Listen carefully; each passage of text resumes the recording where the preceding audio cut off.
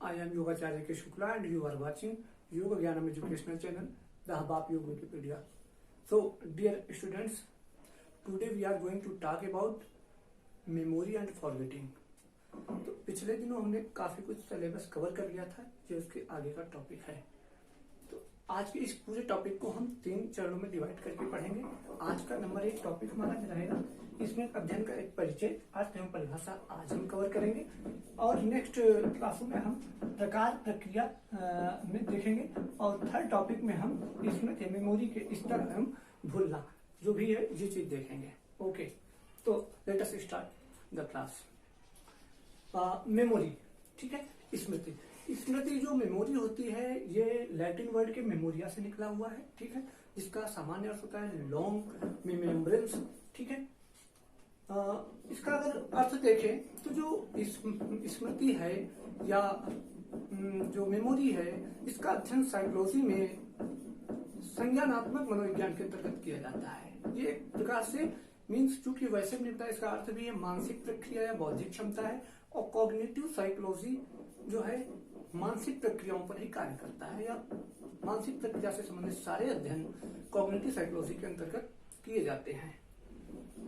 तो जब इसका अर्थ देखें तो मेमोरी क्या है? मेमोरी, इसको अगर हम सिंपल वर्ड में देखें तो अगर हम आपसे कुछ पूछते हैं कि पिछले दिनों हमने जो दिया था वो आप सुनाइए, तो आप ये सुना देते हैं बड़े आराम से, आपको कोई प्रॉब्लम नहीं होती। तो इस प्रकार से इसकी आपकी जो क्षमता है ना, इसी को स्मृति कहते हैं, ठीक है। यही है मेमोरी है।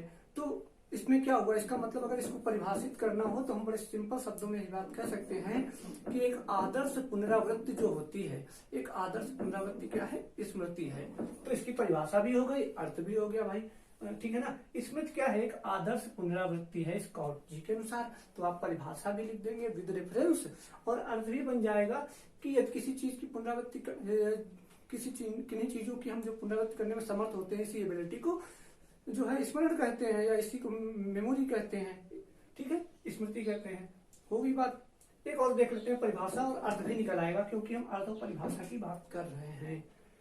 तो टीपीएनजी के अनुसार, इनके अनुसार इन्होंने देखो क्या कहा कि हमारे अनुभव को संचित कर रखने वाली जो शक्ति होती है, उसका जब चेतना के साथ वो जो है चेतना से जुड़ जाती है तो वही क्या होती है? वही स्मरण, वही मेमोरी कहलाती है। तो सिंपल सी बात है कि जो चीजें हम याद करके रखते हैं एक प्रकार से वो इनएक्टिव या हमारे अनकॉन्शियस माइंड में होती हैं, और जब हम उनको चेतन माइंड में, कॉन्शियस माइंड में ले आते हैं, इस चेतना से युक्त कर देते हैं, तो वही चीज हम स्मृति के नाम से समझते हैं, ठीक है। जैसे आपको कुछ लोग याद हैं बट अभी अनकॉन्शियस में, अभी आपके जो है चेतना से युक्त नहीं है। तो जैसे हमने कहा आपसे, जैसे ही कहा कि वो योग की परिभाषा का सूत्र कौन सा है जो पिछली बार याद कराया, अब आपके मन में आ गई ना, तो ये जो आप चेतना से जैसे युक्त हुई वो इनएक्टिव वाली चीज एक्टिव हो गई, कॉन्शियस में आ गई, यही जो है स्मरण शक्ति कहलाती है। तो हमने इसका अर्थ भी देख लिया, परिभाषा भी देख लिया। अगर थोड़ा और यही अर्थ हो परिभाषा को अब और थोड़ा ऐसे वर्डों में या उसको एक व्यवस्थित तरीके से यदि प्रेजेंट करने को कहें तो उसको हम ऐसे भी बोल सकते हैं, मेमोरी वह संज्ञानात्मक तंत्र है जिसके द्वारा, मेमोरी वह संज्ञानात्मक तंत्र है जिसके द्वारा सूचनाओं को संचित किया जाता है तथा उनकी पुनः प्राप्ति की जाती है, स्मृति कहलाता है। मीन्स ऐसा संज्ञानात्मक तंत्र जिसके द्वारा सूचनाओं को संकलित किया जाता है और पुनः प्राप्ति की जाती है, मेमोरी कहलाता है। तो आपने देखा कि बस आपको एक लाइन पढ़ना है 3 बार और आपको परिभाषा, उसी से आपका अर्थ और रेफरेंस सहित आपका टॉपिक क्लियर हो गया। तो अगली चीज हम इसमें देखते हैं, स्मृति अध्ययन एक परिचय। हम स्मृति विषय में और कुछ जाने से पहले ये भी समझें कि जो मेमोरी है हमारी, इसके विषय में अभी तक अध्ययन क्या हुआ या इसका इतिहास क्या रहा है, इसके विषय में मेन बात क्या है, 2-4 वर्डों में अगर उसका सारांश समझे तो वो देखेंगे। तो यदि हम देखते हैं स्मृति अध्ययन का इतिहास देखते हैं तो यह साइकोलॉजी का काफी इंटरेस्टिंग पॉइंट रहा है और शुरू से इस पर ही कहीं ना कहीं इस पर काफी तरीके से अलग अलग उपागमों के द्वारा इस पर प्रारंभ से ही अध्ययन होते रहे हैं।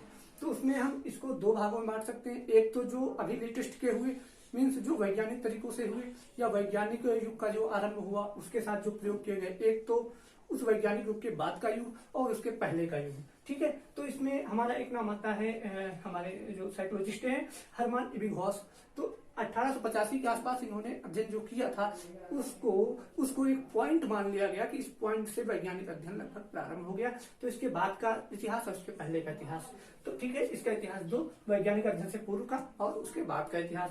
अगर पूर्व का देखें तो भाई प्राचीन काल के हिसाब से देखो तो 2-3 बातों में ही हम पूरे को समझ लेंगे। सबसे पहले लोग क्या है, देवी देवताओं को स्मृति का अधिष्ठाता मानते थे, या स्मृति से संबंधित जो उस समय की समस्याएं थी उनका निदान वो देवी देवताओं के माध्यम से किया करते थे। ठीक है, तो उसके माध्यम से इसका अध्ययन किया गया। ठीक है, जो भी उसका रूप था। उसके बाद क्या हुआ, आगे काफी दार्शनिक हमारे रहे हैं जो पाश्चात्य फिलोसफर्स हैं, जैसे प्लेटो, अरिस्टोटल आदि हुए। तो लगभग ईसा पूर्व 4वीं-5वीं शताब्दी के आसपास इन लोगों ने इस पद पर अपने अपने विचार दिए, या इन लोगों ने काफी इस पर जो भी इनके शोध थे फिलोसफिकली उन्होंने अपना प्रस्तुत किया।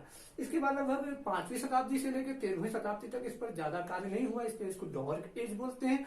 इसके बाद हम देखते हैं कि इस पर जो व्यवहारिक उपागमों के द्वारा जो खोज हो रही थी कॉन्टिन्यूअसली, वो 16वीं शताब्दी के आसपास आते आते वैज्ञानिक सिद्धांतों पर परिवर्तित हो गई या प्रयोगात्मक में बदल गई, या सैद्धांतिक अध्ययन, वैज्ञानिक अध्ययन होने लगा थोड़ा।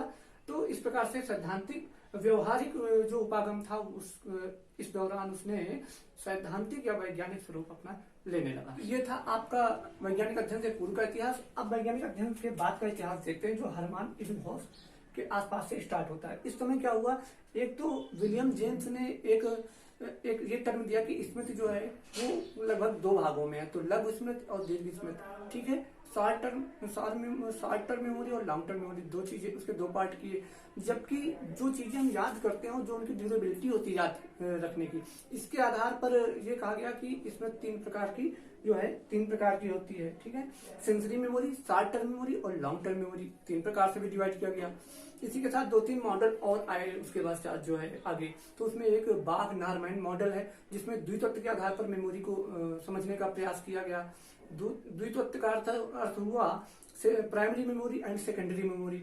इसी के साथ जो एटकिंसन एंड शिफरिन है, उन्होंने जो इसमें सिद्धांत दिया उसको त्रितत्व सिद्धांत कहा गया, और उसके तहत उन्होंने 3 प्रकार की मेमोरी बताई, संवेदी मेमोरी, जो है short term memory and long term memory. तो इस प्रकार से हमने स्मृति के विषय में पूरा देखा कि स्मृति का अर्थ क्या है। स्मृति एक प्रकार से आदर्श पुनरावृत्ति होती है। ठीक है, एक मानसिक प्रक्रिया है, यह एक जो विशिष्ट जो मानसिक विशिष्ट क्षमता से संबंधित होती है।